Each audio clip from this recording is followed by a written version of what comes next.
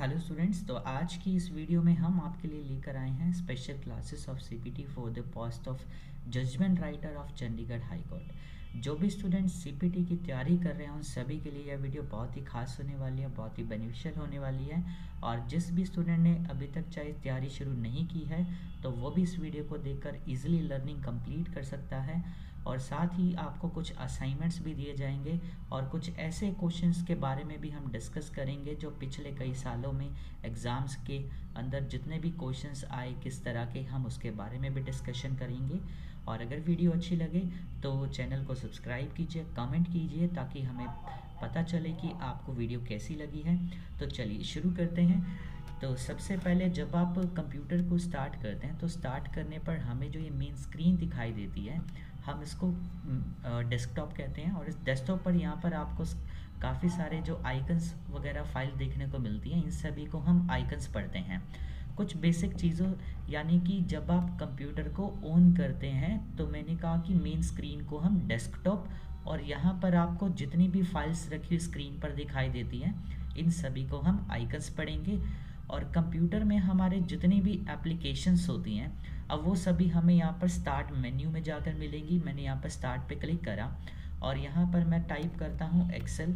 अगर आपके बात की जाए कि जैसे ही मैंने यहाँ पर अभी एक्सेल लिखा तो इसमें मेरे सिस्टम में दो वर्जन है, हम दोनों के बारे में डिस्कशन करेंगे। और फिलहाल अगर अभी के लिए बात की जाए कि एग्ज़ाम के अंदर कौन सा वर्जन आपका आने वाला है या फिर किस तरीके का पहले कौन सा वर्जन आ चुका है, तो 2010 वर्जन का यूज़ सबसे ज़्यादा रहता है। तो आपको बता दें कि वर्जन बहुत सारे हैं, बट अगर आपने 2007 या 2010 वर्जन का अगर यूज़ किया है तो दोनों ही सेम है, दोनों में से आप कोई भी एक कर सकते हैं। और अगर आपको लिंक चाहिए, अगर आपके सिस्टम में सॉफ्टवेयर नहीं है तो आप मेरे से पर्सनल व्हाट्सएप पर लिंक भी ले सकते हैं सॉफ्टवेयर का, आप उसको डाउनलोड करके इंस्टॉल कर सकते हैं।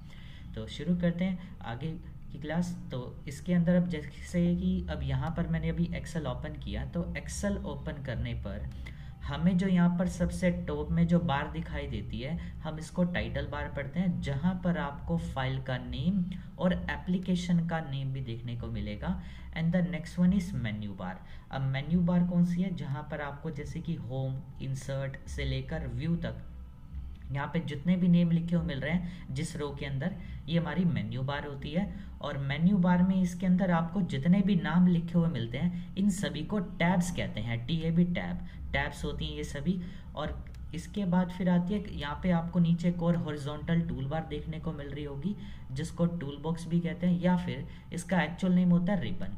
और अगर बाय चांस ये रिबन आपको स्क्रीन पर हाइड की हुई मिलती है तो इसको हम शो कैसे करेंगे, टू डिस्प्ले और हाइड द रिबन आप अपने कीबोर्ड से कंट्रोल बटन के साथ F1 का यूज़ कर सकते हैं। तो जैसे ही मैंने कंट्रोल के साथ F1 की का यूज़ करा तो यहाँ पर देखो हमारी टूल बार हाइड हो गई, जिसे हम रिबन पढ़ते हैं। टू शो और हाइड द रिबन कीबोर्ड से कंट्रोल F1 का यूज़ करेंगे अगेन तो वापस आ जाएगी।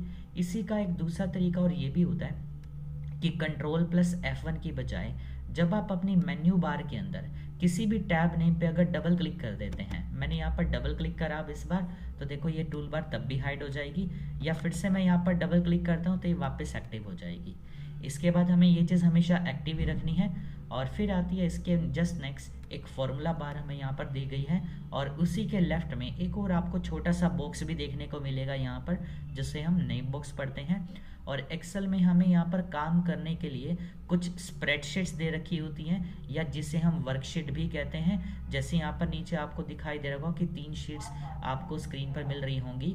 और अगर आपके सिस्टम में यहाँ पर 3 वर्कशीट्स नहीं है, इट मीन्स आपके सिस्टम में वर्जन 2010 से अपर वर्जन अगर है तो इट मीन्स वहाँ पर आपको एक ही शीट ही मिलेगी, ध्यान रखना।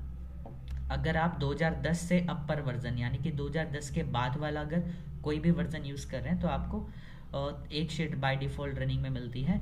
Otherwise MS Excel has by default 3 sheets open in Excel version 2010 और इन अर्लियर वर्जन्स। इसके अलावा अब यहाँ पर हमें जो ये शीट दे रखी है, अब इस शीट पे हमें काम करने के लिए कुछ रोज़ और कॉलम्स भी दिए गए हैं। और यहाँ पे एक्सेल के अंदर हमारे पास जितनी भी रोज़ हैं ये सभी हमारी न्यूमेरिकल में होती हैं, और जबकि यहाँ पे जितने भी कॉलम्स होते हैं वो सभी हमारे अल्फ़ाबेटिकली होते हैं यानी कि ABCD के अंदर। और अगर हमें यहाँ पर बात करें कि ये जो छोटे छोटे बॉक्सेस स्क्रीन पर नज़र आ रहे हैं, इसको क्या कहते हैं, इन सभी को सेल्स पढ़ा जाता है।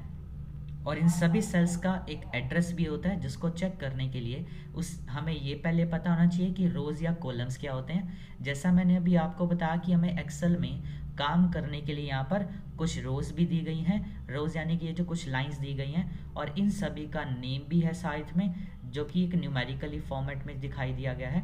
और यहाँ पर आपको ऊपर जो ABCD लिखे हुए मिल रहे हैं, ये सभी हमारे कॉलम्स होते हैं। और जो कॉलम्स होते हैं ये हमारे सारे वर्टिकली होते हैं, जबकि रोज आर हॉरिजॉन्टल, ये हमारी हॉरिजॉन्टल्स होती हैं। और यहाँ पर आपको ये जितने भी सेल्स देखने को मिलते हैं आपको स्क्रीन पर, इन सभी सेल्स का एक एड्रेस भी होता है, जिसको चेक करने के लिए सबसे पहले आपको उस सेल के ऊपर उसका कॉलम नेम रीड करना है, देन रो नेम। अब name of the column plus name of the row is called cell address. यानी कि अगर मुझे अभी सेल का एड्रेस पढ़ना है तो सबसे पहले हम ऊपर से इसके कॉलम का नेम चेक करते हैं, जैसे कि यहाँ पे लिखा है D और रो का नेम है 5, तो यहाँ पे सेल का एड्रेस बन गया D5। Name of the column plus name of the row is called cell address. अब यहाँ पे एक ऐसे सेल एड्रेस बनता है। इसके अलावा आप अपनी शीट पे चाहे कहीं पे भी काम कर रहे हैं, आप किसी भी सेल पे अगर क्लिक कर रहे हैं तो उस पर क्लिक करने पर आपको उस एक्टिव सेल का जो एड्रेस होता है वो आपको यहाँ पे नेम बॉक्स में भी देखने को मिलेगा। तो यहाँ पे जब भी किसी सेल पे आप क्लिक करते हैं, उस एक्टिव सेल का एड्रेस आपको नेम बॉक्स में भी मिलेगा। और इसके अलावा आपका कर्सर चाहे आपकी शीट पे कहीं पे भी हो, या फिर कई बार ऐसा भी होता है, देखने को मिलता है कि आपका कर्सर जो है अचानक से अगर कहीं गुम हो जाता है, कि आपका काम करते करते अगर कोई गलत शॉर्टकट की प्रेस, आपसे कोई गलत की प्रेस हो जाए, तो आपको अगर अपने वर्कशीट के अगर स्टार्टिंग में जाना हो तो आप अपने कीबोर्ड से कंट्रोल बटन के साथ जैसे ही होम बटन प्रेस करेंगे, तो प्रेस करते देखो आपका जो कर्सर होगा बिल्कुल स्टार्टिंग पर आ जाएगा। और यहाँ पर मैं एक टेबल डिज़ाइन कर रहा हूँ, मैंने यहाँ पे टाइप किया नेम, और टाइप करने के बाद अब मुझे नेक्स्ट सेल पे काम करना है, तो हम यहाँ पे एरो बटन्स का यूज़ कम से कम रखेंगे। ध्यान रखना एक्सेल में, क्योंकि हम जब भी कोई रिकॉर्ड क्रिएट करते हैं तो एक सेल से दूसरे पर जाने के लिए हम टैब का यूज़ करेंगे, and go to previous cell shift plus में टैब। अब मैंने यहाँ पर नेक्स्ट सेल पर जाने के लिए टैब का यूज़ किया। इसके बाद मैं यहाँ पर टाइप करता हूँ हिंदी, एंड नेक्स्ट सेल में मैथ्स। और एक चीज़ का और आपने खास ध्यान रखना है कि जब भी आप किसी भी सेल में कोई भी कंटेंट टाइप कर रहे हैं, जहाँ पर टेक्स्ट ओवर हो रहा है, अब जैसे मैंने यहाँ पर लिखा ENGLISS स्पेस, अब इसके बाद आगे स्पेस नहीं देना। अक्सर स्टूडेंट से गलती करते हैं, यहाँ पर कोई भी टेक्स्ट लिखते हैं, अगर आपने आगे वर्ड के आगे और कोई अनदर टेक्स्ट लिखना है तब तो आप स्पेस देंगे, बट अगर टेक्स्ट हमारा ओवर हो गया तो आपने आगे स्पेस का यूज़ बिल्कुल भी नहीं करना। इसका हम एक डिसएडवांटेज होता है जो कि हम आगे की क्लासेस में डिस्कस करेंगे कि क्या नेगेटिव रोल होगा इसका। फिर and then tab again press करा, फिर मैंने यहाँ पर नेक्स्ट सब्जेक्ट का नाम, फिर टैब, एंड देन फिर टोटल, और इसके साथ फिर मैंने टैब प्रेस करके एवरेज भी लिख दिया यहाँ पर, और एंटर। अब मैं यहाँ पर जैसे अब नेक्स्ट रो से काम करना चाहता हूँ स्टार्टिंग में, अब मैं एंटर की प्रेस करता हूँ तो देखो यहाँ पर स्टार्टिंग पर आ गया नेक्स्ट रो में। अगर आप नेक्स्ट सेल पर जाने के लिए एरो कीज़ का यूज़ करते हैं और फिर एंटर करेंगे, तो जहाँ से भी आप एंटर करेंगे ना उसे सेल के नीचे आएगा, फिर तो स्टार्टिंग पर नहीं जाएगा। मैंने यहाँ पर अब टाइप किया स्टूडेंट का नाम, यहाँ पर मैंने मार्क्स लिख दिए और टोटल निकालना है। अब टोटल निकालने से पहले एक चीज़ और, हम चाहते हैं हमें अपनी स्क्रीन को थोड़ा सा ना जूम करना है। अब जूम करने के लिए आपको सबसे लास्ट में कि यहाँ पर एक स्टेटस बार दी गई है, जिसके राइट साइड कॉर्नर में आपको यहाँ पे एक जूम स्लाइडर भी देखने को मिलेगा। आप चाहें तो यहाँ पे प्लस माइनस करके जूम इन भी कर सकते हैं, या अगर आप अपना एक पीसी पर काम कर रहे हैं तो आप अपने कीबोर्ड से कंट्रोल बटन प्रेस करें और प्रेस करके रखना। देन अब आप जैसे ही अपने माउस की हेल्प से स्क्रॉल करेंगे तो स्क्रॉल करने पर आप देखो कुछ इस तरीके से आपको जूम इन जूम आउट होगा आपका।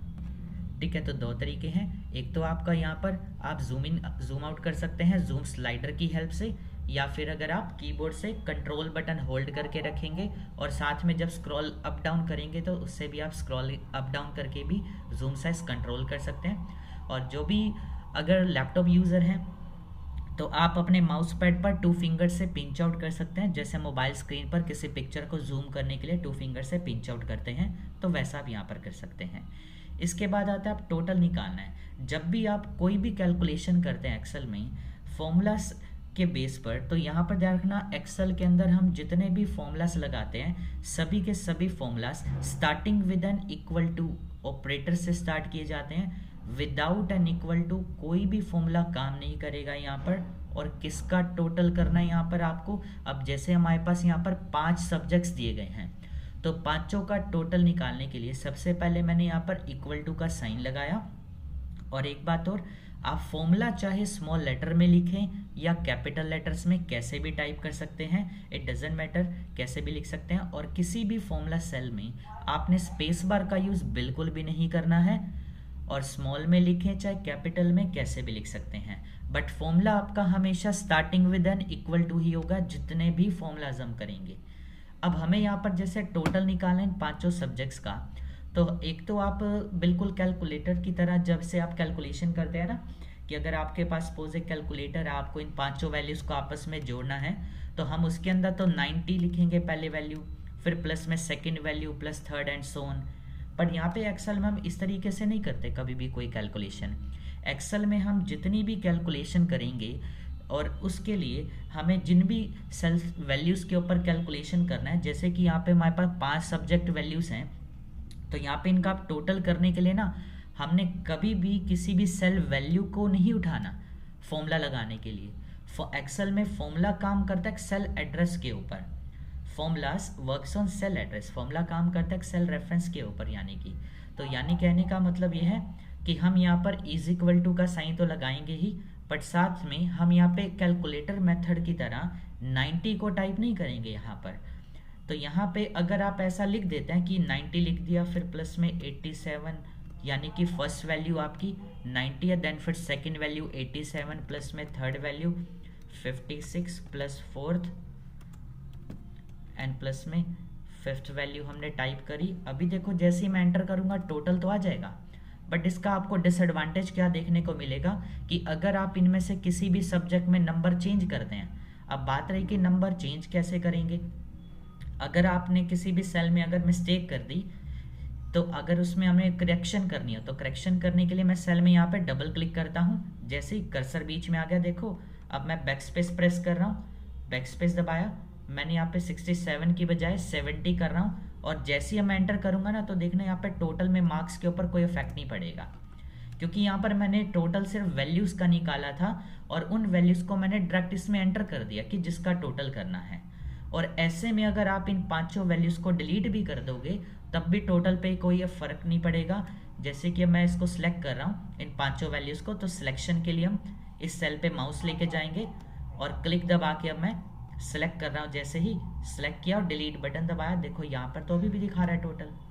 और अगर हमें देखना हो कि यहाँ पे हमने क्या लिखा था, टोटल के अंदर फॉर्मूला क्या लगाया था, तो आप डबल क्लिक करके चेक भी कर सकते हैं। और वापस बाहर जाना है तो मैंने एस्केप दबाया और अंडू कर रहा हूँ मैं यहाँ से। तो ध्यान रखना ये तक फिक्स सेल हो गया। अब यहाँ पे जो टोटल आ रहा था वो हमने उन अमाउंट्स का किया था, ना कि इनका।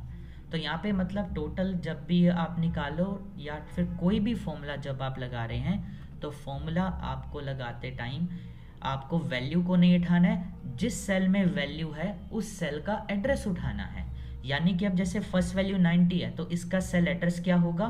सब अब एड्रेस चेक करने के लिए ऊपर आपको पहले कॉलम का नेम पढ़ना है, देन फिर रो नेम। अब देखो कॉलम का नेम है B और रो नेम है 2, तो सेल का एड्रेस हो गया यहाँ पर B2।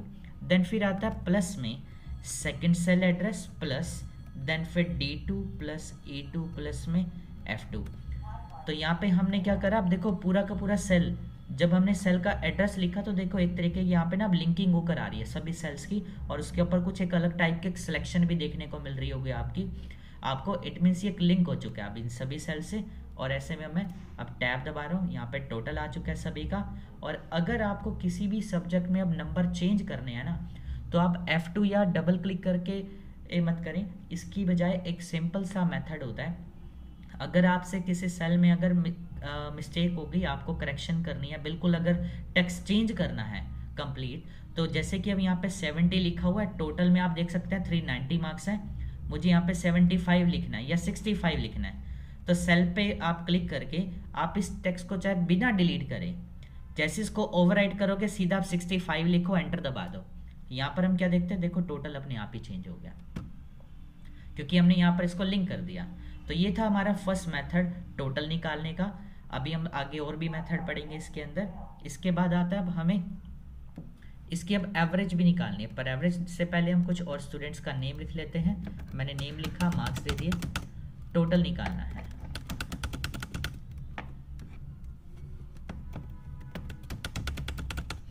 अब यहाँ पर मैंने कुछ स्टूडेंट्स का नाम, उनके मार्क्स, और अब मुझे ना यहाँ पर अब टोटल भी निकालना है। अब टोटल निकालने के लिए हम फॉर्मूला को बार बार अगेन एंड अगेन टाइप नहीं करेंगे। फॉर्मूला सिर्फ हम एक ही बार अप्लाई करते हैं। जिस सेल में हमने फॉर्मूला अप्लाई किया हुआ है ना, उस सेल पे सिंगल क्लिक करके इसके कॉर्नर पे जब आप पॉइंटर को लेकर जाएंगे, पॉइंटर का मतलब यहाँ पे माउस से है, और यहाँ पर देखो माउस की जो हमारी शेप है वो एक वाइट कलर के डॉक्टर सिंबल में आ रही है, प्लस शेप में। इसके अलावा जब आप किसी भी सेल पे क्लिक कर दें तो ये जो डार्क वाइट बॉर्डर आपको देखने को मिलती है, इसको फिल हैंडल बोला जाता है। मैंने यहाँ पर क्लिक करा सेल पर, क्लिक करने के बाद अब मैं इसके कॉर्नर पे जैसे ही पॉइंटर को लेकर जाता हूँ तो आप देखते हैं कि यहाँ पर एक ब्लैक कलर का एक प्लस पॉइंट दिखा रहा है आपको। अब आप इसको क्लिक होल्ड करके नीचे ड्रैग कर दो, यहाँ पे सभी का टोटल हो गया। अब टोटल निकालने के बाद हमें अब एवरेज भी निकालना है, और एवरेज निकालने के लिए अब हम यहाँ पर एक फंक्शन का यूज़ करेंगे। तो फंक्शन क्या चीज़ होती है, यहाँ पे भी एक फॉर्मूला का ही टाइप होता है, जिसमें हम एक नेम की हेल्प से, मैंने यहाँ पर लिखा इक्वल टू एवरेज। अब देखो जैसे ही मैं कोई भी फंक्शन टाइप कर रहा हूँ, जब भी आप किसी फंक्शन की हेल्प से अगर कोई भी कैलकुलेशन करते हैं तो आपको नीचे नेम भी सजेस्ट करता है कि हम सही टाइप कर रहे हैं नहीं। इसके अलावा मैं यहाँ पर अब एवरेज लिख रहा हूँ। एवरेज लिखने के बाद अब यहाँ पर हमें एक ब्रैकेट ओपन करनी है। अब ब्रैकेट यहाँ पे टाइप करने के बाद अब किसकी एवरेज निकालनी है। अब सब्जेक्ट कितने हमारे पास 5, तो पांचों को टाइप नहीं करेंगे यहाँ पर, जैसे हमने टोटल में लिखा इंडिविजुअल। अब यहाँ पर हम एक एक करके नहीं लिखेंगे। अब किसकी एवरेज कहाँ से कहाँ तक निकालनी है, यहाँ पर अब हम एक रेंज टाइप करेंगे। जब भी हमें कोई रेंज लिखनी होती है तो हम उसके अंदर से फर्स्ट सेल का एड्रेस लिख के कोलन का साइन लगाते हैं, देन लास्ट सेल एड्रेस कहाँ तक F2, ब्रैकेट क्लोज करा, देन एंटर कर दिया। यहाँ पर देखो एवरेज आ चुकी है, और इसके बाद इसी सेल पे वापस क्लिक करके आप इसको भी कॉर्नर से नीचे ड्रैग कर सकते हो। यहाँ पर मैंने अब टोटल को सिलेक्ट किया, डिलीट कर दिया। अभी जो हमने इसके अंदर टोटल निकाला था ना, वो एक बिल्कुल ही सिंपल मेथड से कैलकुलेशन की थी, जिसमें हमने एक इंडिविजुअल उन सभी सेल्स का एड्रेस टाइप किया कि जिसका भी हमें टोटल करना था, कि equal to B2 + C2 and D2 A2 and F2। अब ये तो एक सेल बाय सेल मेथड से हमने टोटल कैलकुलेट किया इंडिविजुअली ऐड करके। अब इसी का टोटल निकालने का एक शॉर्टकट तरीका भी होता है बाय यूजिंग सम फंक्शन। तो यहाँ पर मैंने इक्वल टू का साइन लगाया, सम लिखा। अगर आपके पास रेंज 2 या 2 से ज़्यादा सेल की रेंज है, अगर 2 से ज़्यादा सेल्स का अगर आपके पास डेटा रेंज होता है, तो हम सेल बाय सेल मेथड की बजाय एक ऐसे फंक्शन का यूज़ करते हैं जिसका हम इजीली कैलकुलेशन करने में हम अपने एक रेंज के ऊपर करने के लिए यूज़ करेंगे। अब जैसे मेरे को यहाँ पे 5 सेल का टोटल करना है, तो हम यहाँ पर अब सिंगल का प्लस नहीं करेंगे, सीधा इक्वल टू सम लिखकर इसके आगे फिर ब्रैकेट ओपन करेंगे। देन अब यहाँ पर किसका टोटल करना है, 5 सेल का, यानी कि कहाँ से शुरू करना है, B2 से। तो फर्स्ट सेल हमारा B2 है, फर्स्ट वैल्यू का, तो B2 लिख दिया। इसके बाद कोलन का साइन लगाकर कहाँ तक टोटल करना है हमें, SS तक, यानी कि अब सेल का एड्रेस क्या है, F2, तो मैंने यहाँ पे F2 लिखा बीच में। पर ध्यान रखना कि बीच में अब कोलन का साइन आएगा, प्लस नहीं लगाना। अगर आप प्लस लगाते हो तो बीच की रेंज को कवर नहीं करेगा, यानी कि कोलन लगा देने से अब बीच के भी सभी सेल्स को वो कवर कर लेगा। अब देखो इसमें कंप्लीट एक सिलेक्शन भी आ रही है पूरे के ऊपर, और लास्ट में अब मैं इसके बाद एक ब्रैकेट लगा के जैसे ही एंटर करता हूँ, यहाँ पे देखो टोटल हो गया। तो हमने 2 मेथड पढ़े टोटल निकालने के लिए। पहला हमने equal to cell by cell method, then फिर यूजिंग बाय सम फंक्शन, जिसमें हमने इक्वल टू सम लिखकर ब्रैकेट लगाई, और उसके बाद हमें जहाँ से लेकर जहाँ तक टोटल करना है, अब उसकी हमने रेंज टाइप कर दी। अब रेंज, किसी भी रेंज को जब डिफाइन करना होता है तो हम सिर्फ फर्स्ट सेल और लास्ट सेल का एड्रेस लिखते हैं और बीच में कोलन का साइन। अभी तक तो हमने टाइप किया था, या फिर टाइप करने के अलावा आप अपने माउस की हेल्प से क्लिक दबा के सेलेक्ट भी कर सकते हैं। मैंने यहाँ पे सिलेक्शन कर ली, देन ब्रैकेट क्लोज करके एंटर किया, यहाँ पर टोटल आ गया। इसके बाद अब मुझे सभी का टोटल चाहिए, तो कॉर्नर पॉइंट से मैं इसको ड्रैग कर देता हूँ, सभी का टोटल आ गया। इसके बाद मैंने यहाँ पर कुछ फिगर्स टाइप करी, मुझे इन चारों वैल्यूज़ को प्लस करना है आपस में। तो प्लस करने के लिए मैं यहाँ पर अब क्या लिखूँगा, एक तो हमने पढ़ा सेल बाय सेल मेथड, तो सेल मेथड के अकॉर्डिंग अगर हम बात करें तो सेल का एड्रेस, अब देखो सी कॉलम का नेम है और लेफ्ट में देखो रो नेम है 8, तो यहाँ पे C8 फिर प्लस में D8 प्लस में फिर E8 हो जाएगा, फिर प्लस में F8 और एंटर कर देंगे, आंसर आ जाएगा। बट अगर हमें प्लस ना करना हो, प्लस की बजाय हम चाहते हैं मल्टीप्लिकेशन करनी है अगर, तो बिल्कुल ही सेम टू सेम ही चीज़ें रहेंगी वही, बस प्लस की जगह यहाँ पे मल्टीप्लाई का साइन। और कीबोर्ड के अंदर जो मल्टीप्लाई का साइन होता है, आपको ऊपर जो नंबर्स दिख रहे होंगे 1 2 3 4 8 नंबर के ऊपर स्टार का साइन है, जो शिफ्ट के साथ प्रेस करेंगे। अब यहाँ पे टाइप कर दिया हमने स्टार का साइन, जो कि मल्टीप्लाई के लिए यहाँ पर यूज़ होगा। अब वही चीज़ें सेम है, मेथड बिल्कुल सेम है, सिर्फ सिंबल का डिफरेंस आ गया यहाँ पर कि प्लस की जगह मल्टीप्लाई। देन फिर second cell address D8 into E8 into F8, तो मैंने यहाँ पे चारों सेल का एड्रेस लिखा और एंटर किया। हम देखते हैं यहाँ पर अब टोटल आ गया चारों का, तो 48 आंसर आ गया। अब इसका भी एक शॉर्टकट मेथड भी था, जैसे हमने प्लस करने के लिए सम फंक्शन का यूज़ करा कि एक एक का रेंज टाइप ना करके सीधा डायरेक्ट टाइप कर दी जाए। और अगर आपके पास ये तो चलो अभी 5 सेल हैं, ठीक है, अगर आपको 5 से भी ज़्यादा सेल आ जाए, 10-12 सेल आपको प्लस करना पड़ जाए, आप एक एक करेंगे तो बहुत टाइम कंज्यूमिंग होगी, तो इसलिए हम फंक्शंस का यूज़ कर लेते हैं ताकि फर्स्ट और लास्ट लिख के सीधा एंटर कर सके डिटेल को। अब यहाँ पे जैसे हमें प्लस की बजाय मल्टीप्लिकेशन करनी है, तो मल्टीप्लाई करने के लिए फंक्शन होता है प्रोडक्ट के नेम से। मल्टीप्लाई के लिए मल्टीप्लाई के नाम से कोई फंक्शन नहीं है, प्रोडक्ट के नाम से होता है। और प्लस करने के लिए सम होता है, SUM सम, यानी कि टोटल निकालने के लिए सम का यूज़। पर टोटल में अगर आपने प्लस करना है वैल्यूज़ के अंदर, यानी कि वैल्यूज़ को आपस में जोड़ना है, एडिशन करना है, तब हम वहाँ पे सम का यूज़ करेंगे। और मल्टीप्लिकेशन के लिए प्रोडक्ट। और जब भी आप किसी फंक्शन की हेल्प से अगर कैलकुलेशन कर रहे हैं, और अगर टाइपिंग के दौरान फंक्शन को टाइप करते दौरान अगर नेम आपको नीचे सिलेक्टेड शो हो रहा है, अभी देखो सिलेक्टेड नहीं है ये प्रोडक्ट, मैंने आगे D लगाया, अब देखो सिलेक्टेड है ये चीज़। अब आपको पूरा लिखने की ज़रूरत नहीं पड़ेगी, क्योंकि अब अगर आप कीबोर्ड से अब टैब बटन दबा देते हैं, तो जैसे ही अब मैंने टैब करा, यहाँ पर आप देख सकते हैं कि प्रोडक्ट पूरा लिखा हुआ आ गया। और साथ ही एक फ़ायदा ये भी मिला कि आगे ब्रैकेट भी लग गई। और किसका प्रोडक्ट करना है, इन चारों वैल्यूज़ का। प्रोडक्ट का मतलब मल्टीप्लाई करना है यहाँ पर। तो हम यहाँ पे अब रेंज को टाइप करने की बजाय सेलेक्ट कर लेंगे चारों सेल को क्लिक दबाकर। तो मैंने यहाँ पर देखो जैसे ही सिलेक्ट किया रेंज को, यहाँ पर अब इसके अंदर रेंज भी दिखा रहा है। और लास्ट में फिर ब्रैकेट क्लोज करेंगे, और अगर बाय चांस आप ब्रैकेट नहीं भी बंद करते, मैंने डिलीट कर दी, एंटर कर देते हैं, तो तब भी ब्रैकेट अपने आप लगकर आ जाएगी और कैलकुलेशन भी हो जाएगी। इसके बाद मैंने अब यहाँ पर टाइप किया आइटम्स, रेट, क्वांटिटी और टोटल। आपकी जो स्टार्टिंग की एक दो क्लासेस होंगी वो थोड़ी सी स्लो ही रहेंगी कुछ इस तरीके से, क्योंकि कुछ स्टूडेंट्स का पेस काफ़ी वीक रहता है, देन उसके आगे थोड़ा सा फ्लो बन पाएगा। और इसके अंदर आपको करीब 100 के आसपास असाइनमेंट्स मिलते हैं देखने को, और कुछ कोर्स से रिलेटेड और आपकी पोस्ट से रिलेटेड भी इसके अंदर काफ़ी सारे इसके अंदर असाइनमेंट्स हमने क्रिएट किए हैं, जो कि आपको वहाँ पर फ़ायदा दे सकती हैं। तो कुछ इस तरह के, यानी कि पहले भी जो एग्ज़ाम्स आ चुके हैं तो उससे रिलेटेड भी काफ़ी सारे आपको इसके अंदर क्वेश्चंस देखने को मिलेंगे, तो यहाँ पर आप देख सकते हैं। और जिसने भी अभी तक हमारी वीडियो को सब्सक्राइब नहीं किया है, चैनल को, तो जल्दी से सब्सक्राइब कर लीजिए। और आगे बढ़ते हैं इसी के साथ फिर से। तो अब यहाँ पर हमारे पास अब जैसे कुछ आइटम्स का नेम है, मैंने यहाँ पर लिखा आइटम्स, आइटम का name, price, quantity and total निकालना है। अब देखो टोटल निकालना है, यहाँ पर भी हमने ऊपर भी निकाला था। अब ध्यान से सोच समझ के बताइएगा यहाँ पर कि टोटल में क्या निकालना है हमें, यहाँ पर किस तरह की कैलकुलेशन होगी। ज़रूरी नहीं है कि ऊपर टोटल आया था तो हमने उसमें प्लस कर रहा था कि यहाँ पे भी प्लस होगा। बहुत से बच्चे यहाँ पर एक गलती कर देते हैं कि टोटल हेडिंग देखकर ही सीधा सम लगाने लग जाते हैं या प्लस सीधा करने लग जाते हैं। तो ज़रूरी नहीं कि हमेशा प्लस ही होगा टोटल में।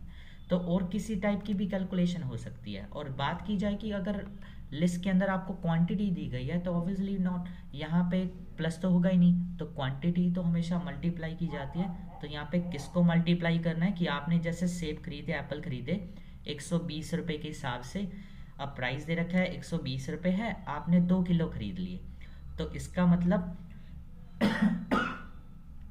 अब यहाँ पर हम क्या करेंगे, अब 120 को मल्टीप्लाई करेंगे 2 से,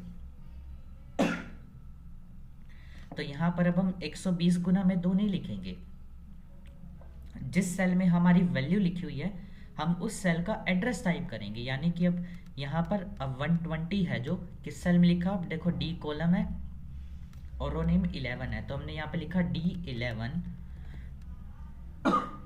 इनटू में E11, यानी D11 को मल्टीप्लाई करना E11 से, टाइप किया, एंटर कर दिया, तो यहाँ पर देख सकते हैं आंसर आ गया। इसके बाद फिर मैंने नेक्स्ट आइटम का नेम, प्राइस, देन क्वांटिटी लिख किया, फिर से टोटल करना है, सॉरी, तो यहाँ पे अब हमें फिर से अगेन टोटल करना है। तो टोटल निकालने के लिए अभी हमने जैसे पीछे क्या किया था कि ऊपर से नीचे ड्रैग किया था, तो यहाँ पर भी हम क्या करेंगे, अब हमें सेम फॉर्मूला नीचे वाले सेल पे चाहिए, तो आप इस फॉर्मूला सेल पे क्लिक करके कॉर्नर से नीचे ड्रैग भी कर सकते हो, या मैंने सेल पे क्लिक करके इसको डिलीट करा। अगर आपको टाइप करना है तो टाइप भी कर सकते हैं। अब इसका सेल एड्रेस पढ़ना पड़ेगा आपको, डी कॉलम का नेम है, रो नेम 12 है तो D12, फिर इनटू में E12, अब E12 लिखा, देन एंटर कर देंगे, टोटल आ जाएगा। अब इसका एक बड़ा ही आसान सा तरीका और भी है यहाँ पर। अब यहाँ पर हमें ना जस्ट एक सिंगल सेल में ही अगर ड्रैग करना है तो माउस से ड्रैग नहीं करेंगे, ना ही हम टाइप करेंगे, ये एक लॉन्ग प्रोसेस हो जाएगा, हमारा टाइम टेकिंग होगा, टाइम कंज्यूमिंग होगा। तो इसका एक बड़ा ही सिंपल तरीका, आप कीबोर्ड से कंट्रोल D दबा सकते हैं। फॉर कंट्रोल D किसके लिए होता है, मैं लिख देता हूँ, ड्रैग सेल और फिल डाउन सेल। अगर आपने जैसे यहाँ पर क्या करा कि हम चाहते हैं कि यही वाला सेम फॉर्मूला नीचे वाले सेल पे चाहिए, तो माउस से ड्रैग करने की बजाय नीचे जिस सेल में आपको ड्रैग करना है फॉर्मूला, उसके नीचे वहाँ पे क्लिक करके आप कीबोर्ड से जैसे ही कंट्रोल D करेंगे, देखो ड्रैग हो जाएगा एज इट इज़ फॉर्मूला। और इसके बाद फिर है अब यहाँ पर आप ना, एक तो जब भी कोई टेबल डिज़ाइन करना है, टेबल को डिज़ाइन करने के बाद उसके ऊपर ना बॉर्डर लगाना बहुत ज़रूरी है। विदाउट बॉर्डर कोई भी टेबल कंप्लीट नहीं करनी है, आपने ध्यान रखना, कभी भी कंप्लीट नहीं हो सकती आपकी। और बिना बॉर्डर के आपके एग्ज़ाम में आपको 0 मार्क्स आते हैं। बहुत बार देखने को मिला है कि काफ़ी स्टूडेंट्स बॉर्डर लगाना भूल जाते हैं एग्ज़ाम्स के अंदर, तो बॉर्डर यहाँ पे बहुत ही कंपलसरी है। अब इसके बाद है फिर, अब यहाँ पर मैंने ना सभी सेल्स को सिलेक्ट किया, पूरी टेबल डेटा को, और जब भी किसी टेबल को सिलेक्ट करना हो तो आप उस टेबल डेटा में कहीं पे भी क्लिक करो और कीबोर्ड से कंट्रोल A प्रेस करके पूरी टेबल को सिलेक्ट करो। देन यहाँ से बॉर्डर ऑप्शन एरो पे क्लिक करके यहाँ से ऑल बॉर्डर करेंगे, क्योंकि ये जो आपको पहले से लाइन बनी हुई दिख रही है ना स्क्रीन पर, ये बॉर्डर नहीं है, ये ग्रिड लाइन्स है। और ये जो ग्रिड लाइन्स है ये प्रिंटिंग में नहीं आती, इसके लिए आपको अलग से बॉर्डर अप्लाई करनी है पड़ती है, जैसा कि अभी हमने यहाँ पर किया। इसके बाद आता है, अब यहाँ पर हमें नेक्स्ट क्वेश्चन में मैंने यहाँ पर लिखा मैक्सिमम, और नेक्स्ट इसके बाद फिर लिखा मिनिमम। तो यहाँ पर देखो मैंने 2 हेडिंग्स और ऐड करी, ऐड करने पर यहाँ पर हम देख सकते हैं कि मैक्सिमम पूरा नहीं आ रहा और मिनिमम भी, क्योंकि यहाँ पर क्या कि कॉलम की जो विड्थ है वो कम है और टेक्स्ट की लेंथ ज़्यादा है। तो जब भी कुछ ऐसा होता है तो हम यहाँ पे विड्थ बढ़ाने के लिए उस कॉलम नेम की जैसे राइट वाली बॉर्डर एज पे क्लिक दबाकर जैसे इसको ड्रैग करेंगे तो देखो कॉलम की विड्थ इंक्रीज कर सकते हैं। कभी भी टेक्स्ट आपका इस तरीके से कट किया हुआ नहीं होना चाहिए। मैं अंडू कर रहा हूँ, देखो जब मैंने इसको टाइप किया और अगर ये कंटेंट इस तरीके का किसी भी असाइनमेंट में अगर कट हो रहा है तो हम इसकी विड्थ को क्लिक दबा के ड्रैग करेंगे, और किसी भी कॉलम की विड्थ अगर आपको ड्रैग करके बढ़ानी है तो उस कॉलम नेम की जो ये राइट वाली बॉर्डर एजिस होती हैं इसके ऊपर जैसे ही माउस लेकर जाते हैं ना, एक प्लस शेप में 2 साइडेड एरो पॉइंट आपको देखने को मिलेगा। आप इसके ऊपर क्लिक दबाकर इसको ड्रैग भी कर सकते हैं या फिर डबल क्लिक भी कर सकते हैं to auto fit column width. By double click of right border edge. ठीक है, किसी भी कॉलम नेम की जब आप राइट बॉर्डर एज पे डबल क्लिक करेंगे तो ऑटो फिट हो जाएगा। बट डबल क्लिक हमें तब तक बाकी कॉलम्स पे नहीं करना कि जब तक बोला ना जाए। ठीक है, हमने खुद से अपनी मर्जी से सभी पे नहीं करना होता, सिर्फ उन पे कर सकते हैं हम एडजस्ट जिसमें कंटेंट यानी कि टेक्स्ट की लेंथ ज़्यादा हो। और अगर हमारा कंटेंट देखो ये वाला कॉलम का डेटा है या टोटल का है, इजीली इसके अंदर एडजस्ट हो रखा है। अब ना तो इसमें टेक्स्ट बाहर जा रहा है ना ही कोई कट हो रहा है, तो हम इसको नहीं छेड़ेंगे बिल्कुल भी ऐसे अभी भी। बाकी चीज़ें हम आगे आगे पढ़ेंगे कि हम क्या क्या कर सकते हैं इसके अंदर। और ऐसा ही फिर से मिनिमम के अंदर भी देखो, टेक्स्ट सेल से बाहर जा रहा है, मैंने डबल क्लिक करा कॉलम लाइन पर, और जब हमने यहाँ पे 2 कॉलम और बाद में क्रिएट करी, अब इसके ऊपर देखो बॉर्डर नहीं है।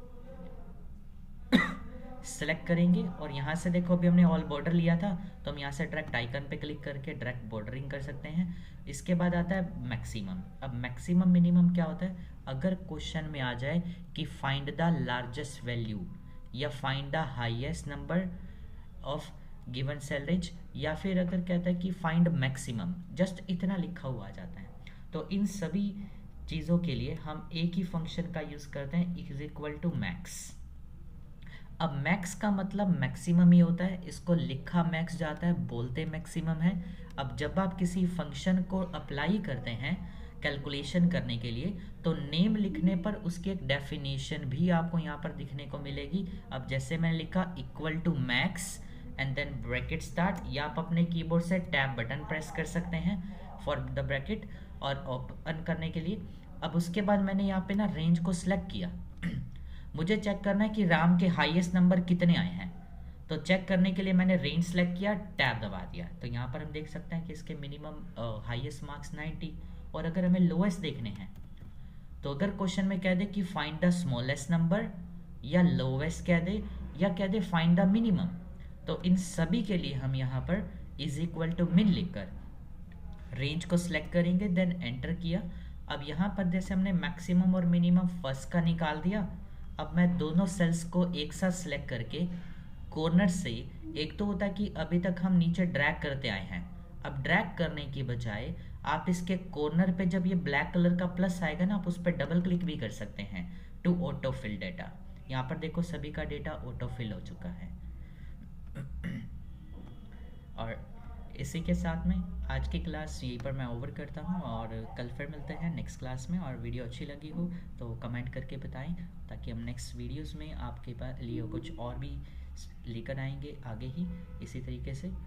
Thank you.